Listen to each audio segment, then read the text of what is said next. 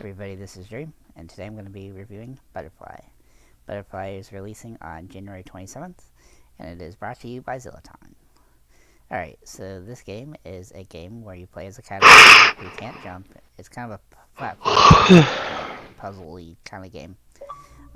So you play as a caterpillar that can't jump, and then you must use falling onto bees, like by walking off the platforms, or using Mario ROM hack like pipes.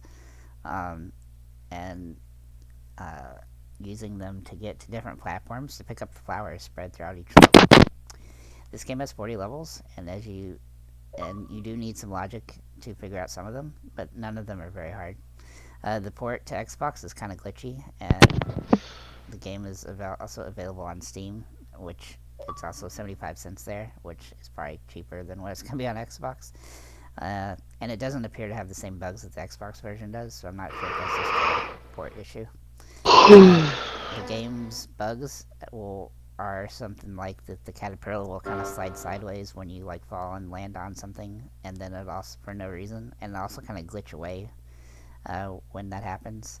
And I actually fell through a couple areas, a couple platforms a few times because of this. Um, as for the bees in the game, they do work as intended, and they are mostly just stationary, but there are a few that do fly around in each level, in some places at least, that they come out of a beehive and you use them like to jump to higher platforms as they fly up. I thought the mechanic of falling in order to figure out how to beat the level is actually kind of interesting. However, the game is somewhat boring from this perspective, just because it's not very difficult, but it does force you to think a couple times throughout on where you need to go in order to fall to the right places so that you don't fail the levels. It's also very easy to fail the level if you don't pay attention too much. So you definitely want to have your mind on figuring out where you need to go ahead of time before you actually make your decision, because you can fail pretty easily on pretty much every level. I actually turned the music off in the game because I couldn't hear the game's music or the gameplay while it was on. So I turned it off, and then I realized there wasn't very much sound at all in the game to begin with. But the sound that is there is fine. Nothing wrong with it. It's not really interesting though. Overall, I'm going to give the game a 4.5 out of 10. It's not the worst game ever. It is also easy for achievements, but the Steam version is apparently better, and it's less expensive than the Xbox version. And the Steam version also has 2 sequels, so maybe those will come to Xbox as well in the future. I don't know.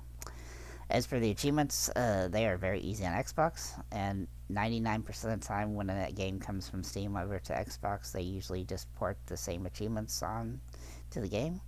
But it wouldn't be a Zillaton game if they didn't make them easier than the Steam version. The Steam version's achievements require you to beat all 40 levels. However, on the Xbox version, it only requires you to beat the first 10. So they've cut the amount of time that you're going to take in the game to complete the game, complete the achievements, I should say, from 25 minutes to 6. And if you want an achievement guide, if you need one, you can find one here on our channel, linked in the description, I think. And yeah, that's pretty much all you need to know. It's a very simple game, and it is good for achievements if you're in for that. And it's not awful if you like silly, simple platformers. And I said, I liked the little thing that you couldn't jump, but it was pretty boring to me. I mean, I didn't really get a lot of entertainment from playing this game. But that's pretty much all I have to say about this. So if you feel free to like, comment, subscribe, and let us know what you think about the game. And have a nice day.